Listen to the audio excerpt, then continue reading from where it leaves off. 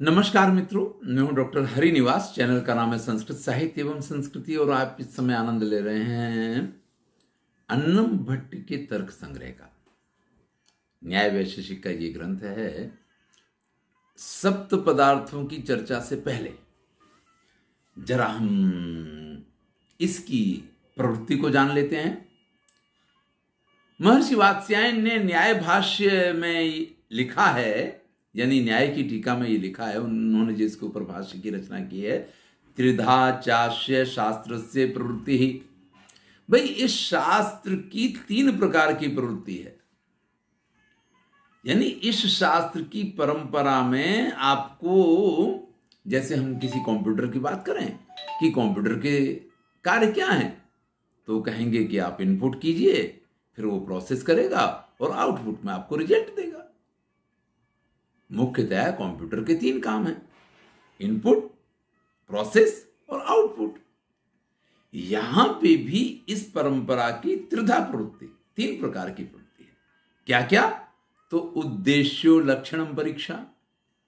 पहले उद्देश्य प्रस्तुत करना, उसके लक्षण को बताना और उसके लक्षणों की परीक्षा करना। अब वास्तविकता यह है कि उद्देश्य परीक्षा लक्षणम, पहले उद्देश्य, फिर उसके उद्देश्यों पे बराबर तर्क के द्वारा उसको समझना और फिर उसका योग्य न्यायोचित लक्षण प्रस्तुत करना, यही इसका काम है। अब आप थोड़ा सा इस सिद्धांत को, अगर हमें तर्क संग्रह को समझना है तो समझना जरूरी है। वैसे एक वीडियो में इसकी चर्चा मैं पहले भी कर चुका हूं, जब मैंने कहा था कि व्याप्ति, अव्याप्ति, अतिव्याप्ति वगैरह जो है, ये लक्षण की विशेषताएं क्या होनी चाहिए, इसके ऊपर मैं एक वीडियो बना चुका हूं। लेकिन चूंकि तब तर्क संग्रह की बात शुरू नहीं हुई थी, न्याय की बात शुरू नहीं हुई थी, वैशेषिक की बात शुरू नहीं हुई थी, वो तो एक लक्षण की बात थी, इसलिए उस समय ये बात कही थी। आज जब हम न्याय वैशेषिक की त्रिविध प्रवृत्ति की बात कर रहे हैं, तो जरा इसको हम अच्छी तरीके से समझ लें।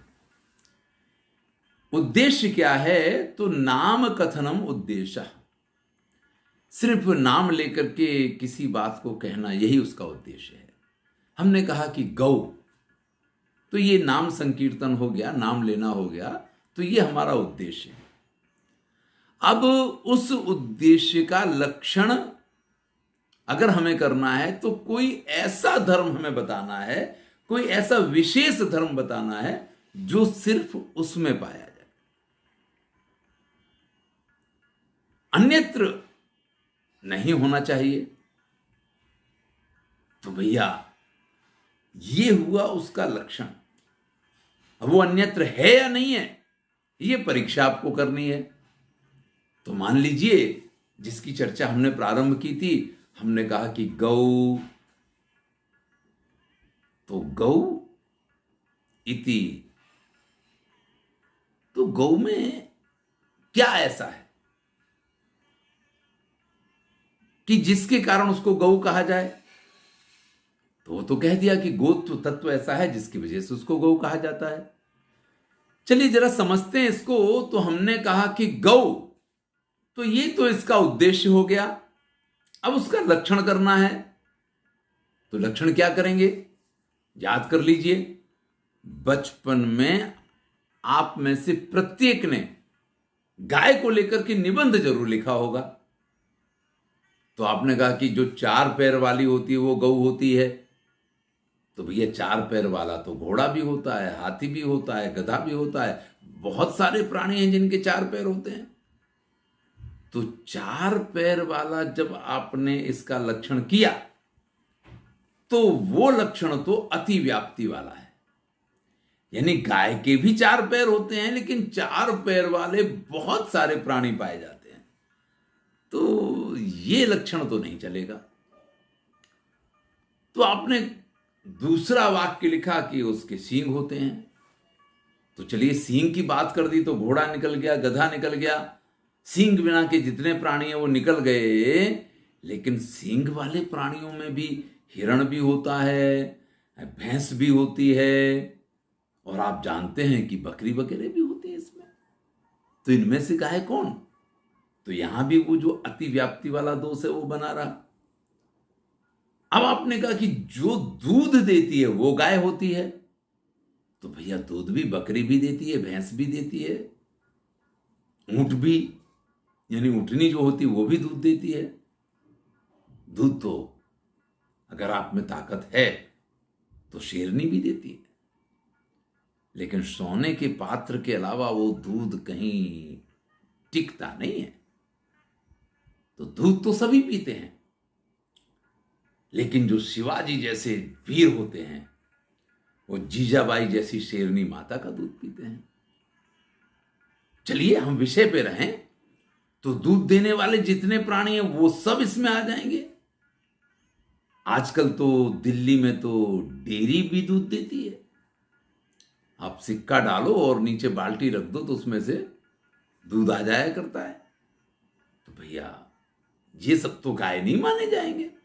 यहां पे भी वो अतिव्याप्ति दोष बना रहा। तो किसी ने कहा कि साहब एक शपथत्वम गोत्वम, जो गाय होती है ना उसके पैर का खुर जो है वो एक सफ वाला होता है, यानी बीच से कटा हुआ नहीं होता है। तो भैया ऐसा तो घोड़े का होता है, गधे का होता है, गाय का तो ऐसा होता ही नहीं है। तो ये असंभव दोष आ गया कि जो गाय में नहीं होता है आप कोई ऐसी बात कहने लग गए। आप कोई ऐसी बात ढूंढ के बताइए गाय के बारे में जो गाय के अतिरिक्त और किसी प्राणी में ना पाई जाए, जो सिर्फ गाय में पाई जाए। आंख बंद करके भी आप अगर उसकी परीक्षा करें ना तो आपको पता चलना चाहिए कि गाय है कौन। अब आप में से अगर किसी ने तर्क संग्रह को पढ़ा है और इस न्याय को पढ़ा है तो उन्हें तो पता चल गया होगा कि इसका लक्षण क्या है। लेकिन अगर नहीं पढ़ा है तो बहुत सारे लोग जोर लगा रहे होंगे कि गाय की ये विशेषता है, गाय की ये विशेषता है, गाय की ये विशेषता है। फिर लक्षण किया गया तर्क संग्रह के अनुसार कि शासनादिमत्वम गोत्वम। भाई गाय उसको कहते हैं जिसके गले में शासना होती है, वो एक लटकन जैसी होती है, झालर जैसी होती है, उसको गाय कहा जाता है। अब चाहे वो बैल हो, चाहे वो सांड हो, चाहे वो गाय हो, चाहे वो नील गाय हो, जो भी गाय की कक्षा में आएंगे उनको सबको गले में शासना होगी। बकरी को गले में 2 लटकन तो मिलेंगी लेकिन शासना नहीं मिलेगी। भैंस है उसके गले में भी, यानी और किसी भी प्राणी के गले में वो शासना की प्राप्ति नहीं होगी, वो जो झालर जैसी वो नहीं होगी। तो भैया ये जो लक्षण कहा गया ना, ये ऐसा लक्षण है जो दूसरों में पाया नहीं जाता है, इसलिए अतिव्याप्ति दोष नहीं है। और गाय में ना पाया जाए ऐसा भी नहीं होता है, इसलिए इसमें असंभव दोष भी नहीं है। जब कोई ऐसा विशिष्ट लक्षण कहा जाता है तो ये हुआ, सबसे पहले उद्देश्य था कि गौ कहा, फिर उसका एक लक्षण किया, लेकिन और सारे लक्षण अपने आप हटते चले गए। जब शासनादिमत्वम गोत्वम कहा गया तो वो लक्षण परफेक्ट सिद्ध हुआ। तो जो लक्षण आप देते हैं उनकी परीक्षा की जाती है। आपने कहा कि 4 पैर वाली, तो 4 पैर वाली नहीं हो सकती है, तो उसके तो 4 पैर होते हैं। आप रंग की बात करें कि सफेद होगी, तो भैया जो पीली होगी वो गाय नहीं होगी क्या? काली होगी वो गाय की कक्षा में नहीं आएगी क्या? तो ऐसे सारे लक्षण घटित होते होते जब अंतिम लक्षण ये निर्धारित हो कि हाँ ये परफेक्ट है, ये किसी और में नहीं है, ये वैशिष्ट सिर्फ इसका है, तो वो परीक्षा के बाद स्पष्ट लक्षण होता है।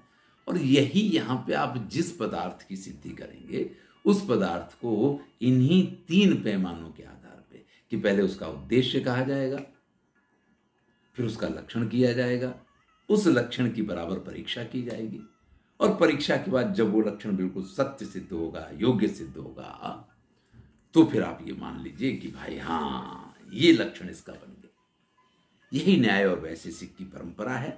इसी प्रकार से वो प्रत्येक पदार्थ की सिद्धि किया करते हैं और उनको जिन जिन प्रमाणों की आवश्यकता पड़ती है उन प्रमाणों का उपयोग करते हैं। महर्षि वात्स्यायन ने जो इस परंपरा में अपने भाष्य में बात कही, जो इसको समझने के लिए बड़ी आवश्यक थी, सहायक थी, उसकी चर्चा में लग गए। तो आज के इस वीडियो में उसी की चर्चा करते हैं। यहाँ पे वीडियो में बहुत बड़े बड़े नहीं बनाऊंगा, क्योंकि एक चीज की सिद्धि हो जाए, यानी 7 पदार्थों को लेकर के अगर एक बार वीडियो बनाया तो उसी की चर्चा करेंगे, फिर चाहे वो 5 मिनट का वीडियो हो या वो 15 मिनट का हो। धन्यवाद, आनंद लीजिए। मैं हूं डॉक्टर हरिनिवास। अगर आपने चैनल सब्सक्राइब नहीं किया है तो सब्सक्राइब कीजिए। जो विद्यार्थी लाइव तर्क संग्रह पढ़ना चाहते हो, यानी ऑनलाइन ही पढ़ना पड़ेगा, घर पे आके तो कोई पढ़ने आएगा नहीं, घर पे आए तो मुझे बड़ा आनंद हो, लेकिन वो तो संभव नहीं बन पाएगा। लेकिन वीडियो पे जो विद्यार्थी पढ़ना चाहते हो तर्क संग्रह, जल्दी ही उनके लिए दिन निर्धारित करेंगे और रेगुलर इसके वर्ग सप्ताह में 3 दिन लिया करेंगे। ये भी प्रयत्न मेरा रहेगा। धन्यवाद।